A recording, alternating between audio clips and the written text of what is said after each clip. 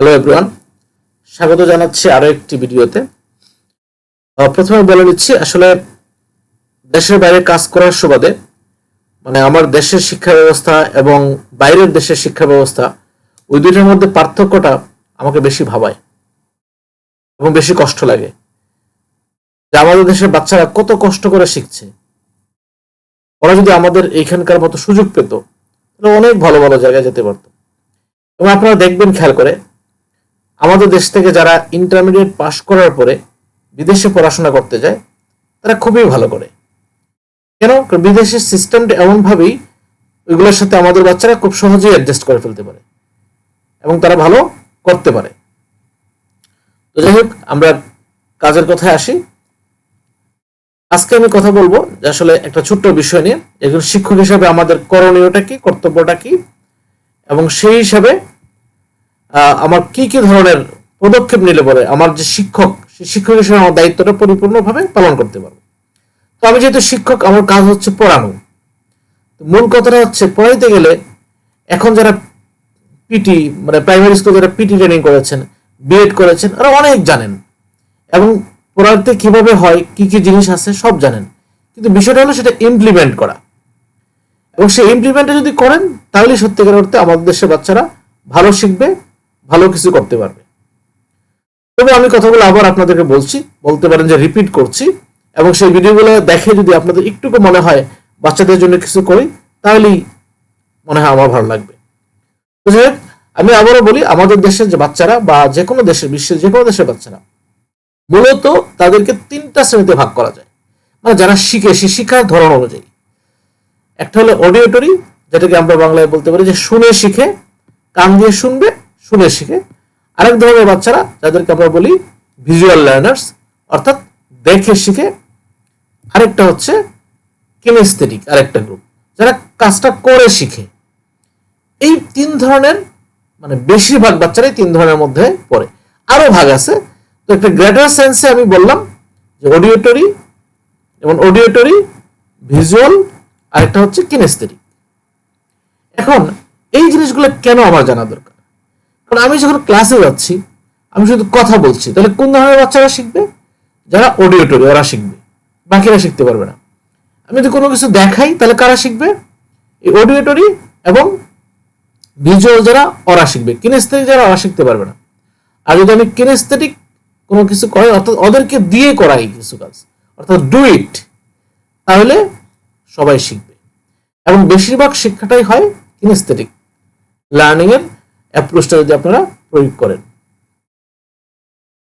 দেখেন, এটা আমি একবার দেখিয়েছি, তারপরে আবারও বলতেছি। এই পিরামিডটা যদি কেউ মনে রাখেন, তাহলে ইজিলি বুঝতে পারবেন কোথায় আসলে সবচেয়ে ভালো শিক্ষাটা হয়। দেখেন, লেকচার, রিডিং, এগুলোতে 10%, 5% এই ধরনের। আর যদি কিনেস্থেটিক, অর্থাৎ এই 50% নিচ থেকে সবগুলো দেখেন kinesthetic learning, practice, doing, discussion, teach others, activity. তাহলে আমরা যখন ক্লাসে যাব, আমাদের মাথায় এই পিরামিডটা থাকতে হবে। এই পিরামিডটা যদি মাথায় থাকে, তাহলে আপনারা বুঝতে পারবেন যে আপনাদের লেসনটা কতটুকু সাকসেসফুল হলো। তো আমরা দেশে যেটা করি, আমরা আসলে টিচার, ক্লাসে যাই, বই খাতা নিয়ে ঢুকি, বই খাতা বের করে পড়াইতে শুরু করে দিই, শেষ। কিন্তু এখানে আমি যেখানে আছি, এখানে এরকম সম্ভব না। Lesson plan must. যদি আমাদের দেশে এখন বলছে, গভর্নমেন্ট বলছে লেসন প্ল্যান নিয়ে ক্লাসে যেতে হবে, লেসন প্ল্যান করতে হবে, কিন্তু আপনারা জানেন কতজন সেই লেসন প্ল্যানটা আমরা নিয়ে যাচ্ছি? লেসন প্ল্যানটা নিয়ে গেলে আপনি কতটুকু পড়াইতে পারবেন, না নিয়ে গেলে আপনি কতটুকু পড়াচ্ছেন। তো এখন আসা যাক, এই যে আমরা লেসন প্ল্যানের কথা বললাম, এখন দুনিয়া জুড়ে যে জিনিসটা হচ্ছে, আগে আমরা লেকচার, আমরা আমাদের সময় পড়ে আসছি, আমরা টিচার শুধু লেকচার দিয়ে গেছে, আমরা শুনছি। এখন তো যুগ পাল্টাইছে, এখন বাচ্চাদের মাইন্ড তো বিভিন্ন দিকে স্ক্যাটার্ড। তাই বলা হচ্ছে যে অ্যাক্টিভ লার্নিং। অ্যাক্টিভ লার্নিংটা কি? এটা হলো স্টুডেন্ট সেন্টার লার্নিং। তাহলে ওই যে টিচিং অ্যান্ড লার্নিংটা, এটা কিন্তু রকম এখন পাল্টে গেছে। এটা কিরকম? বাচ্চাদেরকে দিয়ে করানো, বাচ্চাদেরকে সেন্টার করে কাজটা করো। কারণ আমি দেখেছি আমার অভিজ্ঞতা থেকে, টিচাররা এসে বলে যে 4টা-5টা ক্লাস করতে পারে না, টায়ার্ড হয়ে গেছি। কেন? টিচার তো ক্লাসরুমে টায়ার্ড হবে না, ক্লাসরুমে কাজ করে করে বাচ্চারা টায়ার্ড হবে। টিচার কাজ করবে ক্লাসরুমের বাইরে, বাচ্চাদের জন্য তারা প্রস্তুতি নিয়ে কি করাবে, ক্লাসে বাচ্চাদেরকে দিয়ে কি কাজটা করাবে, সেটা রেডি করবে। কিন্তু আমরা করি কি উল্টাটা, আমরা ক্লাসে গিয়ে পড়াইতে পড়াইতে পড়াইতে পড়াইতে টায়ার্ড হয়ে যাই, ছাত্র কতটুকু শিখলো সেটা যাচাই করার সুযোগটা হয় না। হয় কখন, যখন পরীক্ষা দিল, যখন ফেল করে তখন বুঝতে পারি যে বাচ্চারা সেখানে দোষ দিয়ে বাচ্চাদের। এই জন্য বলা হচ্ছে যে টিচিং অ্যান্ড লার্নিংটা এখন একটু ডিফারেন্টলি থিঙ্ক করতে হবে। সেটা কি? Student centre learning, active learning. তো অ্যাক্টিভ লার্নিংটা কি? ওই যে একই কথা, যে বাচ্চাদেরকে দিয়ে কাজটা করাতে হবে, ওদেরকে একটা অ্যাক্টিভিটি দেন, ওরা কাজগুলা করুক, ওরা শিখুক, নিজেরা করে শিখুক। আর একটা হলো প্রজেক্ট বেসড লার্নিং। তো প্রজেক্ট বেসড লার্নিংটা আসলে এখন দেখছি আমাদের প্রাইমারি স্কুলে প্রজেক্ট দেওয়া হয় এবং 6-7 শুরু। এই যে প্রজেক্ট বেসড লার্নিংটা, এটা একটা খুবই গুরুত্বপূর্ণ একটা টপিক, গুরুত্বপূর্ণ একটা বিষয়। বাচ্চাদেরকে একটা প্রজেক্ট করতে বললেন যে ঠিক আছে, তোমাদের ফ্যামিলির সবার মা বাবার বয়স কত সবগুলো লিখো, লিখে নিয়ে আসবা, এনে ওদের সবগুলো যোগফল কত হয় সেটা বের করো। তারপরে যদি বড় ক্লাস হয় তাদের মিন বের করো, মিডিয়ান বের করো, মোড বের করো, রেঞ্জ বের করো। অর্থাৎ এগুলো ম্যাথমেটিক্সের টপিক বলতেছি, এটা একটা এক্সাম্পল হিসেবে বললাম। এভাবে বিভিন্ন ধরনের প্রজেক্ট কিন্তু বাচ্চাদেরকে দেওয়া যায়। অথবা বাচ্চাকে বললাম একটা গাছ, ঠিক আছে বিজ্ঞান পড়াচ্ছেন, একটা গাছ নিয়ে আসলো, যে গাছটা কতটুকু বড় হচ্ছে, 1 মাস পরে কতটুকু বড় হবে, 2 মাস পরে কতটুকু বড় হবে, ক্লাসের মধ্যে রেখে দিলেন। আমাদের দেশে তো আবহাওয়া খুব ভালো, যেখানে সহজেই গাছটা বড় হইতে থাকবে। অনেকভাবে করানো যায়।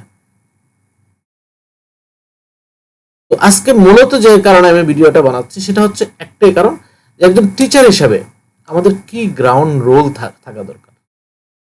টিচার তো আসলে আমি মনে করি টিচার সবাই হওয়া উচিত না, এবং সবারই টিচার বানানো উচিত না। কেন নয়? টিচার মানে কি? আপনি একটা মানুষ গড়ার কারিগর। সৃষ্টিকর্তা মানুষ সৃষ্টি করেছে, তারপর এই মানুষটাকে আপনি জ্ঞান বিজ্ঞানের শিক্ষা দীক্ষা একটা আদর্শ মানুষ হিসেবে পরিণত করবেন, সেটা হচ্ছেন আপনি। আপনি কত বড় একজন কারিগর, কত বড় একজন ধরেন শিল্পী, এই শিল্পীর কি কি গুণ থাকা দরকার, এই মানুষটার কি কি গুণ থাকা দরকার? প্রথমত আমি যেটা বলি যে অনেস্ট খুবই দরকার। আপনি যদি নিজে অনেস্ট না হন তাহলে বাচ্চারা অনেস্ট হবে না।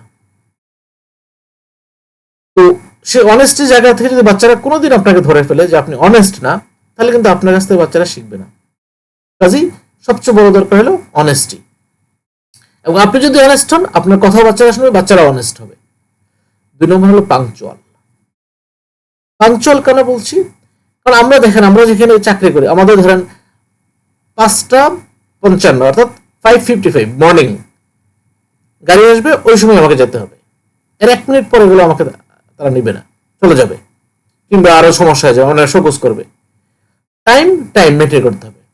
আমাকে 6:35 এর ভিতরে ক্লাসে ঢুকতে হয়, 6:35 ঢুকতে হবে। এখানে 6:30 ঢুকতে পারবো না, ঢুকলে রিপোর্ট হবে, বেতন কাটা যাবে, 3 দিনের বেতন কাটা যাবে।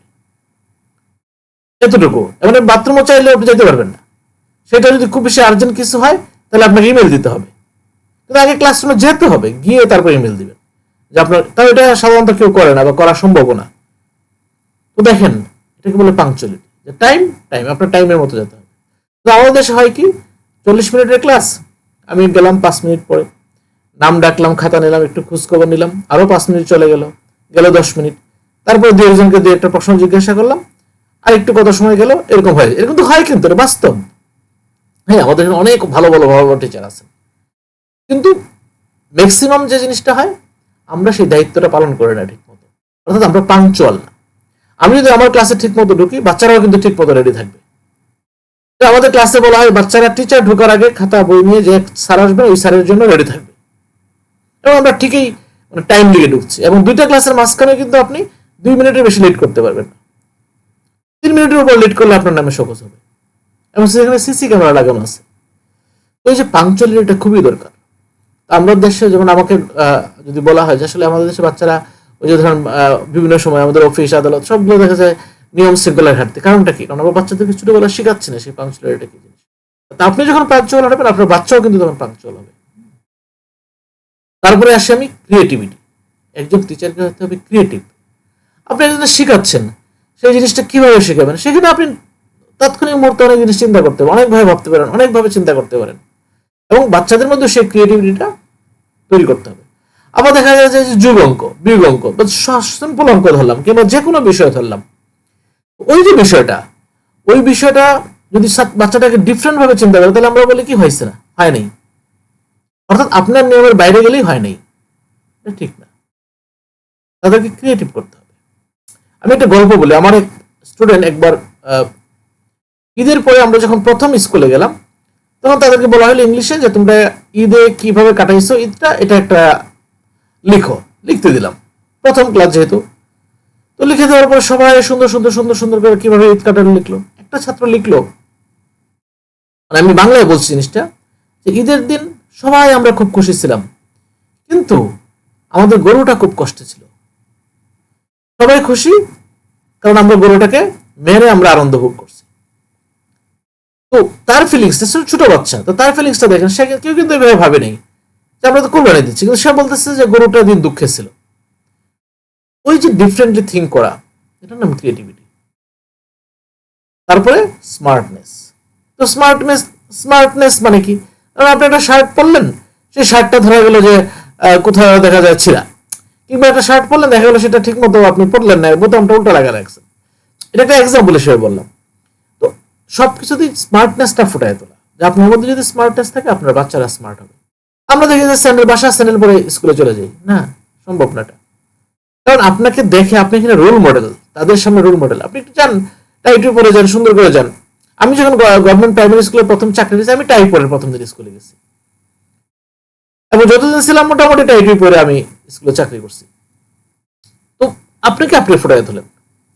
শুধু আমি বলছি টাই পরলে যে স্মার্ট, বিষয়টা এরকম না। আপনি আপনার মতো করে আপনার স্মার্টনেসটা ফুটাই তোলেন বাচ্চাদের কাছে, যাতে বাচ্চারা বুঝে you are the role model, আপনাকে যাতে ফলো করে। ওই চারটা জিনিস আমি আবারও বলছি, যে অনেস্ট একজন টিচারকে হতে হবে, পাংচুয়াল হতে হবে, তারপরে ক্রিয়েটিভ এবং স্মার্ট। তাহলে আপনার কাছ থেকে বাচ্চারা শিখবে। তারপরে আসেন রোল মডেল, যেটা অলরেডি আমি বলে ফেলছি। রোল মডেল, আপনি যদি বাচ্চাদের সামনে রোল মডেল না হন, তাহলে কিন্তু বাচ্চারা আপনার কথা শুনবে না। দেখা যাচ্ছে আমরা বলছি চুল ঠিক করে কাটো, কিন্তু আমার চুল ঠিক করে কাটা নাই। নখ কাটো, কিন্তু আমাদের অনেক টিচারের নখ ঠিক মতো কাটা নাই, তাহলে বাচ্চারা তো নখ কাটবে না। তারপর হচ্ছে অ্যাক্টর, একজন টিচার হচ্ছে অ্যাক্টর। কিভাবে অ্যাক্টর? আপনাকে ওদের সামনে একটা বিষয় ফুটাই তুলতে হবে, আপনাকে অ্যাক্টিং করতে হবে। আপনি ধরেন একটা জিনিস বলতেছেন, সেটা যদি আপনি ফুটাই একটা গল্প বলতেছেন, গল্পটা এমন ভাব করবেন যে গল্পটা আপনার চোখের সামনে ভাসতেছে। একজন টিচারকে কিন্তু অ্যাক্টিভ হতে হবে। তারপরে যে জিনিসটা হচ্ছে গুড ল্যাঙ্গুয়েজ। তো আমরা অনেক সময় হয়তো আমরা আমাদের নিজস্ব ল্যাঙ্গুয়েজ, এলাকার ল্যাঙ্গুয়েজ ব্যবহার করি, কিন্তু ক্লাসে যখন আপনি যাবেন, বাচ্চাদের সাথে হয় শুদ্ধ ইংরেজিতে বলেন যতটুকু আপনি পারেন, অথবা শুদ্ধ বাংলাটায় বলেন। তাহলে এটা হচ্ছে, কারণ বাচ্চা যখন ক্লাসে খাতায় লিখবে, সে তো আপনার আঞ্চলিক ভাষা লিখতে পারবে না। আপনি যে কোনো জিনিস ব্যাখ্যা করছেন বাংলায় ব্যাখ্যা করছেন, কিন্তু সেটা যদি শুদ্ধ ভাষায় ব্যাখ্যা না করেন, তাহলে কি হবে? সে তো আপনার লোকাল ভাষা লিখতে পারবে না, সে হয়তো বুঝবে আপনি কি বোঝাচ্ছেন। তাহলে শুদ্ধ ভাষা প্র্যাকটিস করাটা খুবই জরুরি, খুবই দরকার। সেন্স অফ হিউমার, মজা করেন, সেটা তো কোনো বাধা নেই, কিন্তু সেটা যাতে আপনার কন্ট্রোলে হয়। যাই হোক, অনেকগুলো কথা বললাম। প্রথমত, এই 8টা রুল আপনারা যদি মনে রাখেন এবং নিজের জীবনে যদি প্রয়োগ করতে চান, তাহলে আপনারা এগিয়ে যাবেন, আপনার বাচ্চারা আগাবে, ওরা সারা জীবন আপনাকে মনে রাখবে। আমি আবারও বলছি, অনেস্ট, পাংচুয়াল, স্মার্ট, ক্রিয়েটিভ, তারপর হচ্ছে role model, actor, good language, তারপর হচ্ছে সেন্স অফ হিউমার। তারপর আসা যাক এই যে 21st century learning and teaching. এখানে কিছু জিনিস আছে, মানে কিছু কথা আমি বলবো। যেমন আমরা করি কি, বাচ্চাদেরকে অনেক সময় টাচ করি, সেটা আদর দিয়ে হোক, সোহাগ দিয়ে হোক, কিন্তু ওয়ার্ল্ড ওয়াইড কিন্তু সেটা সম্ভব না। বাচ্চাদেরকে আপনি কোনোভাবেই টাচ করতে পারবেন, অর্থাৎ মায়ের তো দূরের কথা, টাচ করাটাও কিন্তু যাবে না। তো আমরা হয়তো আমাদের দেশের বাচ্চারা মাইন্ড করে না, কিন্তু এখানে কিন্তু আমি যদি কাতারে একটা বাচ্চাকে টাচ করি, সে সাথে হয়তো পুলিশ কল দিবে, হয়তো প্রিন্সিপালকে অভিযোগ দিবে, প্রিন্সিপালকে বলবে, গার্ডিয়ানকে বলবে। এবং ধরেন এরকম ঘটনা ঘটছে যে একটা বাচ্চাকে একটা টিচার টান দিয়ে বলছে তুমি এখানে এসে বসো, ওই ছাত্র কমপ্লেন করে দিচ্ছে যে আমি হাতে ব্যথা হয়েছে, আমাকে ধরলো কেন। এটা কখনো করা যাবে না। তো আমি বলছি না আমাদের দেশে এগুলো প্রয়োগ করা যাবে, কিন্তু আপনি মাথায় রাখেন জিনিসগুলো, যে বাচ্চাকে তাকে সম্মান দেওয়া, টাচ না করা মানে কি তাকে সম্মান দেওয়া। আপনি একজন অ্যাডাল্ট, আপনি যদি ছোট বাচ্চাকে ধরেন, বা যারাই ছাত্র, আপনার চেয়ে ছোট, আপনার চেয়ে বড় কেউ না, ওদেরকে হাত দিয়ে ধরলেন, কিংবা টান দিলেন, ধাক্কা দিলেন, সে কিন্তু মানে মানসিকভাবে খুবই বিপর্যস্ত হয়ে যায়, ওরে বাবা স্যার আমাকে ধরছে। তাহলে ওইটা যাতে না হয় সেই জন্য বলা হয় never touch the student unless they are fighting. কোথাও যদি ঝগড়া করতেছে তখন হয়তো আপনি ইন্টারভিউ করতে পারেন, যদি সেখানে সিরিয়াস কিছু হয়ে যায় এই জন্য। আর এই টাচ না করার আরেকটা কারণ হলো তাকে সম্মান করা। দেখেন প্রত্যেকটা মানুষ কিন্তু সম্মান চায়। আপনি যখন স্কুলে গেলেন, আপনার হেড টিচার যদি আপনাকে, কিংবা আপনার যদি হেডমাস্টার যিনি থাকছেন যদি আপনাকে সম্মান করে কথা বলেন, আসেন স্যার এক কাপ চা খাই একসাথে কথা বলেন, তাহলে কিন্তু আপনার ভালো লাগবে। কিংবা আপনাদের ধরেন সরকারি স্কুলগুলোর যিনি সভাপতি আছেন, ডিসি থাকেন সাধারণত, উনি যদি আসলে স্যার অমুক স্যার আসেন আপনার হাতে একটু গল্প করি, একটু জানি কি অবস্থা, আপনি কিন্তু খুব সম্মান বোধ করবেন। আসেন আপনার হাতে বিকালে এক কাপ চা খাই। তো ওই যে সম্মান বোধ করাটা, একটা বাচ্চাকেও ঠিক সেইভাবে তাকে সম্মান করা। তাকে সম্মান করা তো আর এইভাবে না, এই যে আপনি তাকে টাচ করলেন না, তাকে একটু সুন্দর করে কথা বললেন, ধমক দিয়ে কথা বললেন না, এটাই কিন্তু তাকে রেসপেক্ট করা। তখন আপনি কিন্তু রেসপেক্ট গেইন করতেছেন। তো এটা আমরা করি না। এই যে ডু নট শাউট, কোনো সময় বাচ্চাদের সাথে শাউট করেন না। শাউট করাটা ঠিক না একজন টিচারের সাথে, টিচিং প্রফেশনের মধ্যে পড়ে না। শাউট করবেন একমাত্র তখনই যখন দেখবেন সবকিছু আপনার আন্ডার কন্ট্রোলে নাই, তখন শাউট করবেন। কমন একটা শাউট হয়, শাউট মানে একটু জোরে কথা বললেন, যে সাইলেন্ট, তখন বাচ্চারা টিচিং এ বলা হয় মানে যত আস্তে কথা বলবেন লার্নিংটা তত বেশি হবে। আমরা করি কি, জোরে জোরে কথা না বললে সম্ভব হয় না। হ্যাঁ বলতে পারেন আমাদের ক্লাসে 100 কেন 200 থাকুক, কোনো সমস্যা নেই। আপনি প্র্যাকটিস করেন, দেখেন, আপনি আস্তে করে কথা বলে দেখেন, ওরা কিন্তু পিন ড্রপ সাইলেন্ট দিয়ে শুনবে। আর সবচেয়ে বড় কথা যে অ্যাক্টিভ লার্নিং করতে হবে। যদি আপনি শুধু লেকচার দিয়ে থাকেন তাহলে ওরা শুনবে না। সর্বোপরি যেটা বলবো যে improve the quality of teaching and learning, খুবই দরকার। কারণ আমাদের বিশেষ করে আমাদের দেশের শিক্ষা ব্যবস্থায় যে সত্যিকার অর্থে যে একটা শিক্ষিত জাতি বা একটা সৃজনশীল জাতি বের আসার জন্য এত সময় লাগার কথা না। তার মানে আমাদের শিক্ষার মধ্যে শূন্যদশা আছে। তাহলে যে কোয়ালিটি অফ টিচিং, এটা যদি প্রতি মুহূর্তে আমরা ইমপ্রুভ করতে থাকি, তাহলে কিন্তু আমাদের একটা শিক্ষিত জাতি বা ক্রিয়েটিভ জাতি বা দেশকে সামনের দিকে আগায় নেওয়ার জন্য যে ভরসা করতে পারে, তাহলেই কিন্তু সম্ভব। Ensure the quality education for each learners. অর্থাৎ আমরা করি কি, আমরা ক্লাসে যাই, একদল শুনলো, একদল ভালো করতেছে, ওদেরকে নিয়ে আমরা ব্যস্ত থাকলাম, বাকিরা শুনছে না, শিখছে না, আমরা কিন্তু ওদের দিকে খেয়াল করি না। আমরা কখনো মনে করি না যে আমরা আসলে প্রত্যেকটা বাচ্চাকে আমি শেখাচ্ছি। আমাকে গভর্নমেন্ট বেতন দিচ্ছে কিংবা স্কুল বেতন দিচ্ছে প্রত্যেকটা বাচ্চাকে শেখার জন্য। এগুলো একটু দুষ্টামি করে, এগুলো একটু অবহেলা করি না, এটা করা যাবে। অর্থাৎ আপনি ইকুয়ালি প্রত্যেকটা বাচ্চার লার্নিং এনশিওর করেন। আমি দেখেছি, আমি এখানে নাম বলতে চাই না, আমি গতদিন কাতার আসার সময় আমার সাথে আমার প্রাক্তন একজন ছাত্র দেখা হলো হঠাৎ করে, এসে আমাকে, আমি তাকে চিনতেই পারিনি। তো গল্প করতে করতে আমি ওই দুষ্ট ছাত্রটার কথা কিন্তু আমার সবচেয়ে মনে আছে। অন্য নামও কিন্তু আমি ভুলে গেছিলাম, ওকে কিন্তু আমি চিনি নেই, কিন্তু ওই দুষ্ট ছাত্রটার মাথায় আমার কথা কিন্তু এখন আমার মনে আছে। এত বেশি দুষ্টামি করতো ক্লাসে। আমি প্রথমে জিজ্ঞাসা করতেছি তোমাদের ব্যাচের অমুক কোথায় আছে, আমি নাম বলছি না, চিনে যাবেন অনেকেই। সে বলতেছে সে তো এখন আমেরিকা আছে, খুবই ভালো করছে স্যার। আমি দেখছো অত সবচেয়ে ভাষা, জি স্যার। তো আসলে ওই যে ছেলেটা সবচেয়ে দুষ্টামি করে, ওকে পিছিয়ে ফেলানো, ওকে অবহেলা করো, ওর সাথে আপনার কি বলে খারাপ চোখে দেখার কোনো সুযোগ নেই, কোনো দরকার নেই। ওকে একটু বেশি করে যত্ন করেন, ও দেখবেন দেশের জন্য অনেক কিছু করতে পারবে।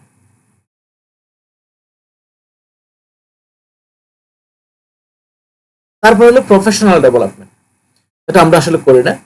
যে আমাদের দেশে আসলে এখন প্রফেশনাল ডেভেলপমেন্ট হয় কি, ট্রেনিং সেশন হয়, টিচাররা ট্রেনিং সেশনে যায়, গভর্নমেন্ট কিছু টাকা পয়সাও দেয়, তারপরে দেখা যায় আর এটার প্রয়োগ নেই। তো এই যে আপনার প্রফেশনাল ডেভেলপমেন্ট যেটা করলেন, সেটার প্রয়োগটা যাতে হয় এবং সেটা প্রতি মুহূর্তে ডেভেলপমেন্টে থাকা, সেটা গ্লোবালি এবং লোকালি এবং ক্লাসের মধ্যে এবং ইমপ্লিমেন্টেশনটা। সর্বোপরি এটাই বলবো, আমরা যত কথাই বলি, আমাদের নেতা নেত্রীরা যাই বলুক, হ্যাঁ দেশকে আমরা এখানে নিয়ে যাবো সেখানে নিয়ে যাবো, সম্ভব না। সেটা পারবেন শুধু আপনারা নিতে, যারা টিচাররা যদি মনে করে আমার দেশকে আমি ওই জায়গায় নিয়ে যাবো, সেই জায়গায় নিয়ে যাবো। একটা এক্সাম্পল বলি, যেমন আমাদের দেশে এখন এখানে কাতারে অনেক মানুষ আছে বাংলাদেশি, যদি ওরা ইংলিশটা ভালো করে শিখে আসতে পারতো, তাহলে তাদের স্যালারি ডাবল থাকতো, আমাদের দেশের রেমিটেন্স ডাবল হয়ে যেত। সেটা তো আমরা পারিনি শুরু করতে। হ্যাঁ, এখানে একটা শ্রেণী আছেন যারা হয়তো যারা অনেক বয়স্ক, তাদের দ্বারা হয়তো সম্ভব না, কিন্তু যারা ইয়াং যারা আসছেন তারাও কিন্তু সেটা পারছে না, না পারার কারণে অড জব করতে হচ্ছে। তাহলে আমাদের দেশে কিন্তু শুধুমাত্র একটা ল্যাঙ্গুয়েজ শেখানো হয়, আমাদের মাতৃভাষা বাংলা, এরপরে যেটা শেখানো হয় সেটা ইংলিশ। অন্যান্য দেশে কিন্তু 3টা ল্যাঙ্গুয়েজ শেখানো হয়। যেমন এখানে আমরা কাতার অ্যারাবিক শিখতে হয়, কেউ ইংলিশ শিখতে হয়। যেমন আমেরিকাতে আমি দেখে আসছি, সেখানে ফ্রেঞ্চ তারা শিখে। তো আমাদের দেশে একটা ইংলিশ ল্যাঙ্গুয়েজটা শেখানো হয়, এই ল্যাঙ্গুয়েজটা আমরা 10 বছর 12 বছরে শিখাইতে পারি না। কিন্তু প্যারালালি আবার ভারতের যারা, এবং আমাদের এখানে যারা টিচার ইন্ডিয়ান যারা টিচার আছেন, তারা কিন্তু কেউ ইংলিশ মিডিয়ামে পড়ায় আসেননি। তারা কিন্তু ন্যাশনাল কারিকুলাম, তাদের দেশের কারিকুলাম, তাদের দেশের স্কুলে পড়ে, কিন্তু তাদের ইংলিশ চমৎকার।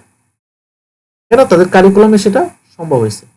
আমাদের দেশেও সম্ভব, আমাদের উদ্যোগটা নিতে হবে। আমি বলছি আমি চিনি অনেককে, অনেক ভালো ভালো টিচার আছেন আমাদের অনেক ভালো ভালো স্কুলে, কিন্তু দায়িত্বটা নিচ্ছেন না। আমার কথা শোনার জন্য, ভিডিওটা দেখার জন্য অসংখ্য ধন্যবাদ।